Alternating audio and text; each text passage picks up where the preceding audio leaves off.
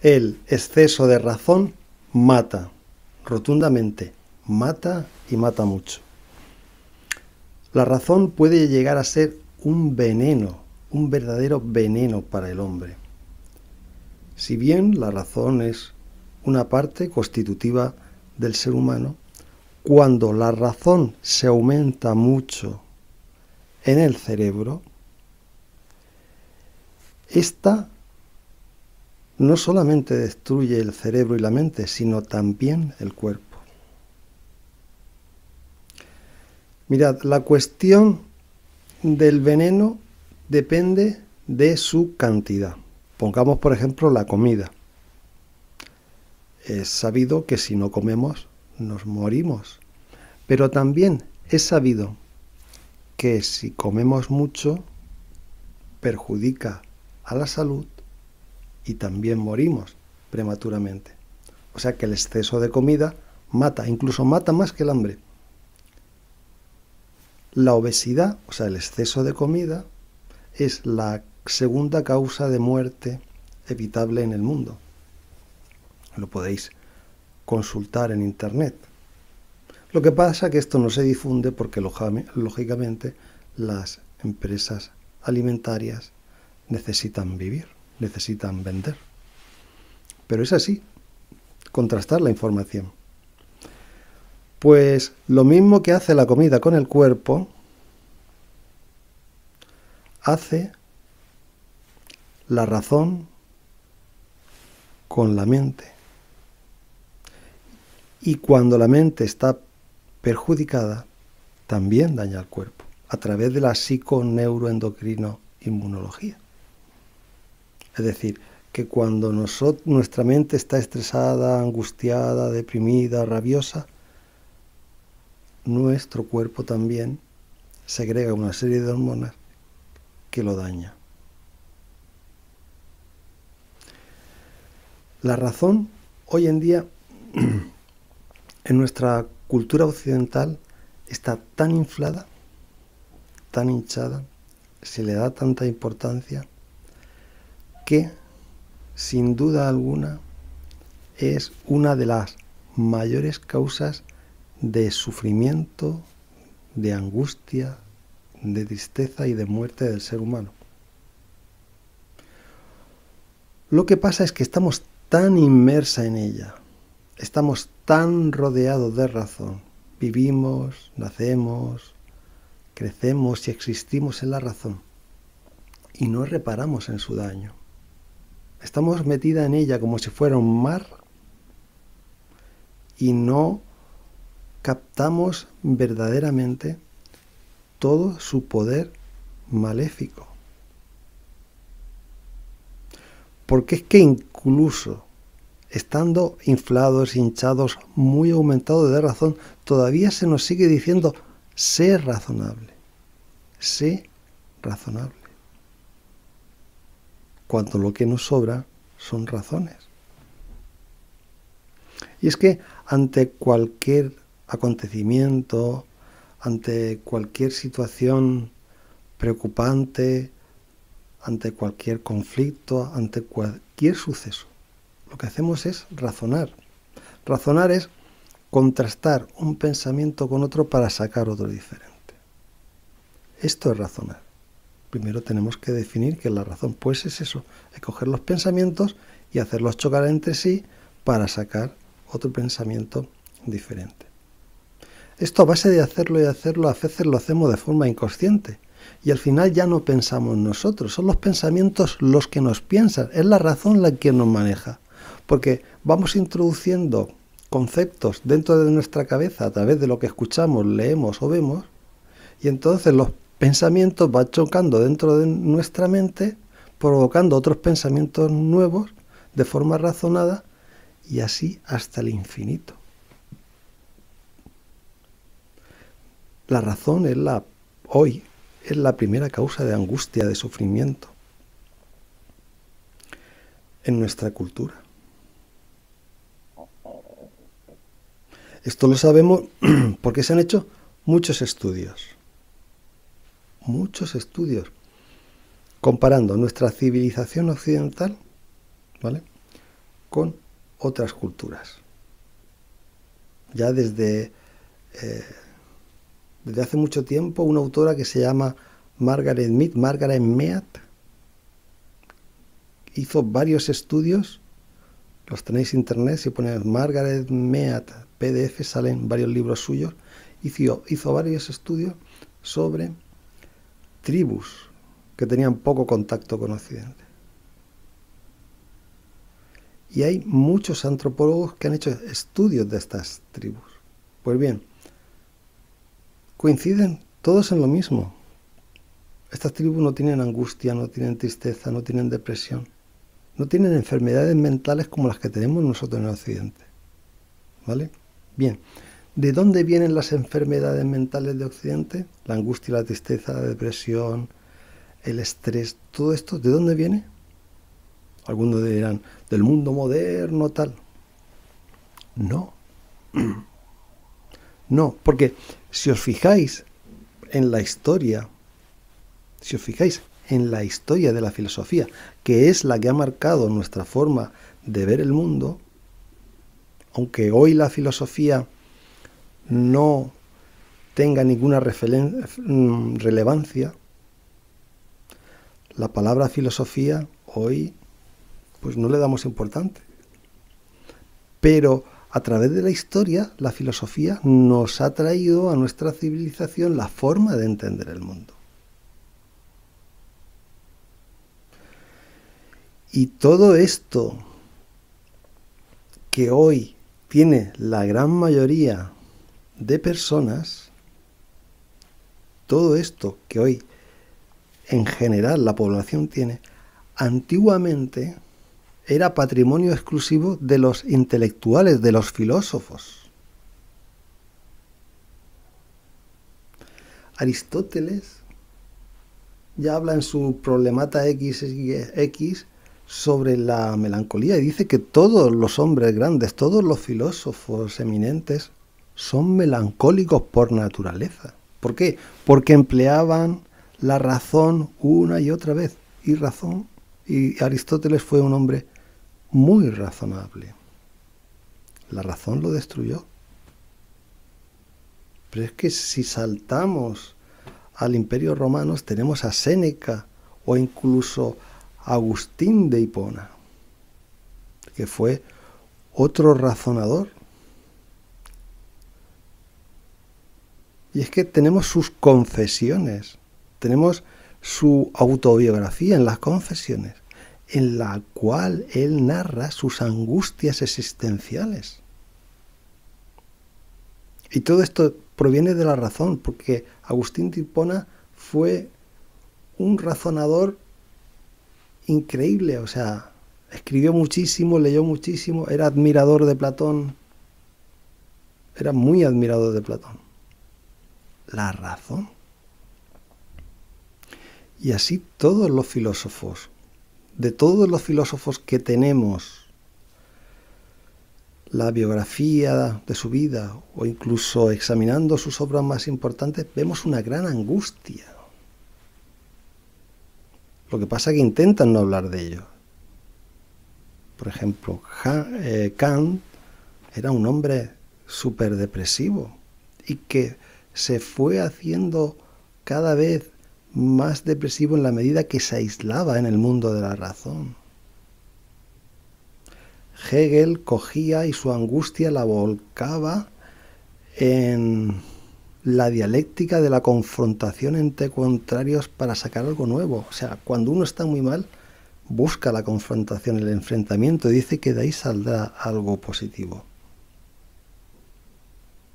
Schopenhauer, que intentó hablar un poco más de la vida corriente en vez de andarse por las nubes como Hegel, habla de lo normal,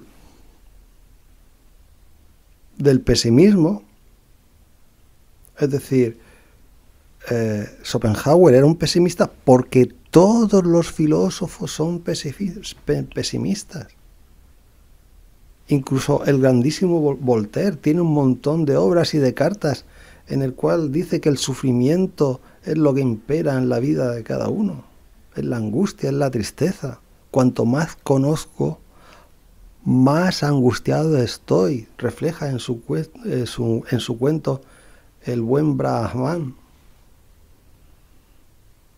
Y así todos. Schopenhauer lo único que hace es evidenciar la realidad de la angustia de los filósofos, de todos los filósofos. Porque claro, una característica de los filósofos es de no hablar de su sufrimiento. Y intentan evadir sus angustias analizando el mundo y dejando volar su fantasía porque su realidad no la soportan. Y vemos cómo escriben cosas grandísimas como Marx o Nietzsche, que son filósofos de referencia todos los días para los filósofos de hoy en día, y fueron personas, si leemos su correspondencia, Marx se hinchaba alcohol y Nietzsche se hinchaba opio para soportar sus angustias. Y fueron personas tristes, abatidas, rabiosas y ensimismadas. O el mismo Deleuze, que dicen que tanto ha aportado de nuevo a la filosofía, acabó tirándose por la ventana. Porque no aguantaba su angustia y tendría 69, 70 años por ahí, no tenía más.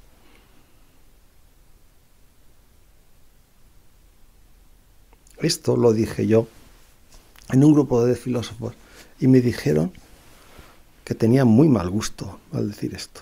No, el mal gusto es de Deleuze por tirarse por el balcón. Creemos que los filósofos es lo más a la hora de entender la vida y son lo menos. Hay una influencer que son detestados, todos los influencers son detestados por los filósofos porque no tienen su intelectualidad, que también tiene una situación de sufrimiento personal muy grande y quiere quitarse la vida. Y ha abierto un debate público a través de las redes sociales y ha pedido la muerte asistida.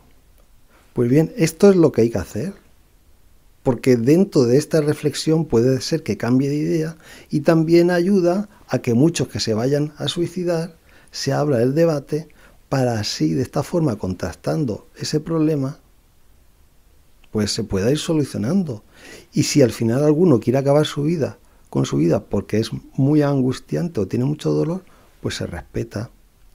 Pero esta persona se va dialogando con la familia, se despide y es un tránsito pues que se va asumiendo poco a poco y no crea el trauma y el dolor que genera un suicidio con oscuridad y alevosía, pensado y hecho sin tener en cuenta el dolor que va a provocar en la familia, en los amigos, en la sociedad en general. Porque imitarán su conducta y porque sus amigos y su familia se sentirán culpables de su suicidio, porque no lo ayudaron. Y sé de lo que estoy hablando. Mi padre se suicidó cuando yo tenía 3 años. Y destrozó la familia, sobre todo porque mi madre siempre se sintió culpable de que no había apoyado suficiente a mi padre. ¿Os dais cuenta? El suicidio no solamente mata a la persona, sino que destruye a la familia, a los amigos. Se sentirán culpables toda su vida y dicen, no lo apoyé lo suficiente. Cuando el responsable es el suicida. El responsable es el que tenía que haber abierto ese debate y decir, no aguanto vivir, quiero morirme, ¿qué hacemos? Es lo que está haciendo la influencer esta. Creo que se llama Olympe o algo así. Olympe, es francesa. Y con 23 años, o 26, no sé la edad que tiene por ahí, tiene más sentido común que el filósofo Deleuze, con Z al final, Deleuze.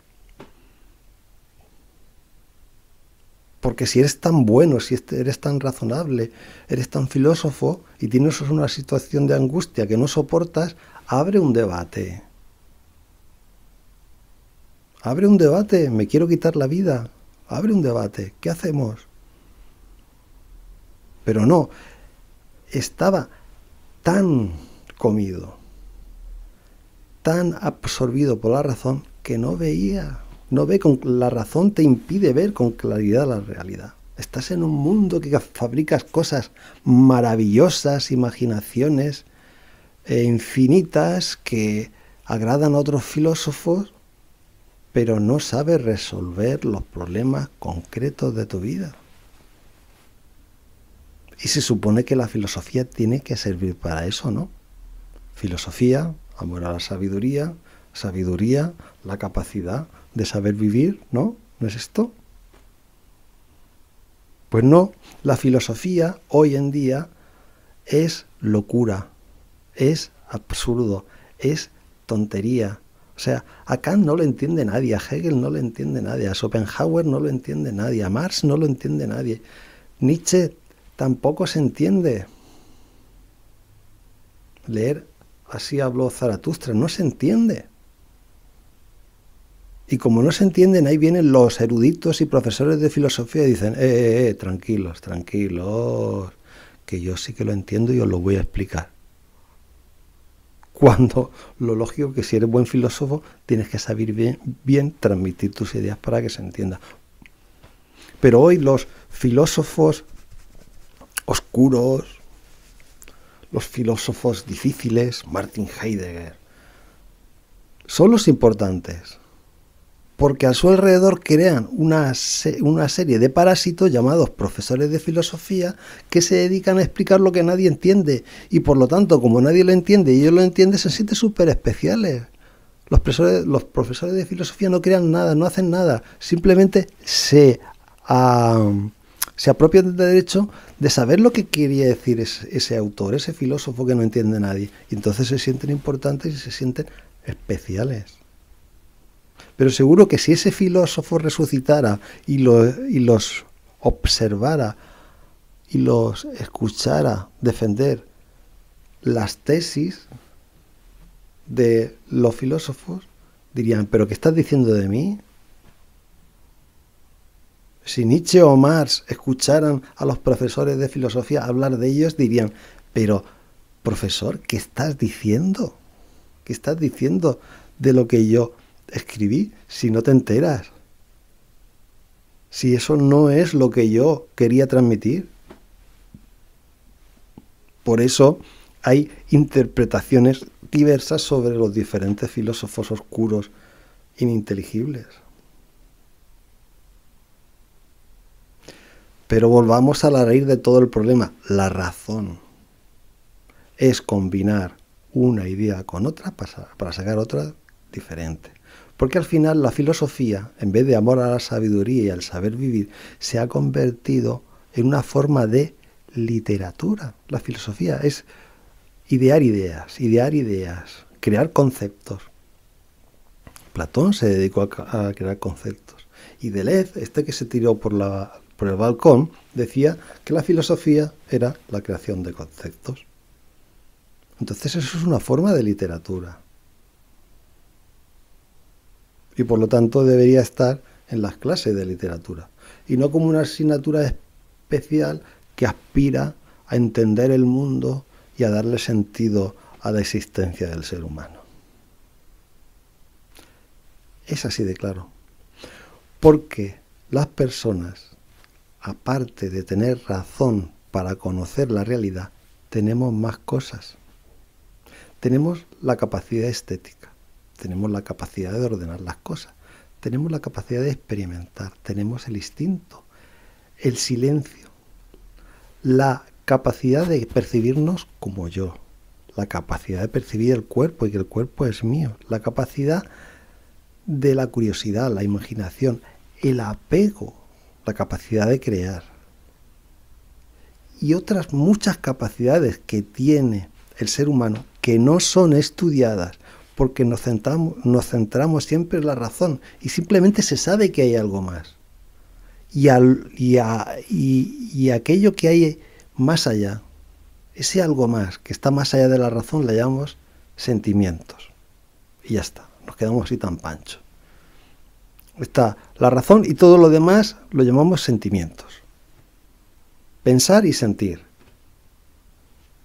Pues no. O sea, dentro de eso que se llama sentimiento, dentro de eso que llamamos sentimientos, tenemos que decidir qué es. Y al igual que la razón, son muchas cosas que nos hacen conectar con la realidad. Y todo esto pasa porque la razón es una capacidad de entender el mundo, pero también es una capacidad que da placer. Pero cuando algo, cualquier cosa se ejercita mucho, el placer desaparece y viene el sufrimiento. Y pasa con todo. Elige el postre que más te guste en tu vida.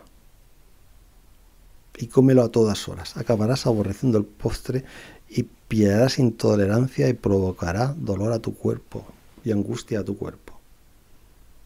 Te saldrán salpullidos por la intolerancia a ese postre de tanto consumirlo. Con la razón pasa lo mismo y sin embargo se nos dice más razón, más razón. Estoy harto de ver a gente pasear de un lado a otro con esa mirada perdida por las calles y no saben que están razonando, pero están razonando sobre aquello y aquello y lo otro sin parar de razonar y no encuentran la salida. No encuentran la salida porque es la razón su única forma de conectar con el mundo, el único placer lo buscan a través de razonar y eso es lo que resuelve todos los problemas.